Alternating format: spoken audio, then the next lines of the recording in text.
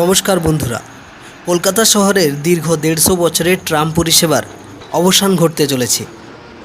চলুন আজকের এই ভিডিও থেকে জেনে নেওয়া যাক কলকাতার ঐতিহ্যবাহী ট্রাম পরিষেবার ইতিহাস। কলকাতার এই ঐতিহ্যবাহী ট্রাম পরিষেবা ভারত তথা এশিয়া মহাদেশের প্রথম ট্রাম পরিবহন ব্যবস্থা। ব্রিটিশ ভারত থেকে চলে আসা এই ট্রাম পরিষেবা কেনই বা বন্ধ হতে চলেছে শহর কলকাতাতে।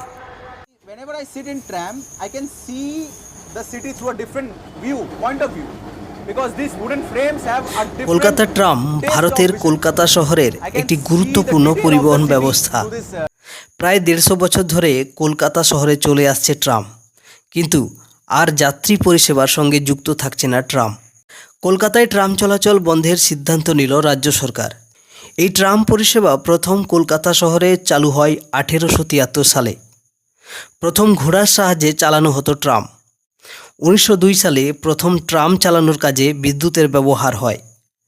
1873 সালে প্রথম কলকাতার আর্মেনিয়া ঘাট থেকে শিয়ালদহ পর্যন্ত ভারতীয় উপমহাদেশের ট্রাম পরিষেবা শুরু হয়, আর এই যাত্রাপথের দৈর্ঘ্য ছিল 3.9 কিলোমিটার।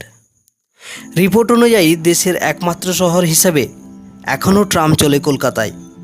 বর্তমানে কলকাতা দুটি রুটে চলত ট্রাম, একটি বালিগঞ্জ ধর্মতলা ও অপরটি শ্যামবাজার ধর্মতলা রুট।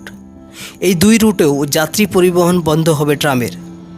যানজট ও দুর্ঘটনা এড়াতে ট্রাম পরিষেবা তুলে দেওয়ার সিদ্ধান্ত গ্রহণ করা হয়েছে রাজ্য সরকারের তরফ থেকে। তবে কলকাতা শহরের ঐতিহ্য টিকিয়ে রাখার জন্য 150 বছরের ট্রাম পরিষেবা চালু থাকবে শুধুমাত্র একটা রুটেই।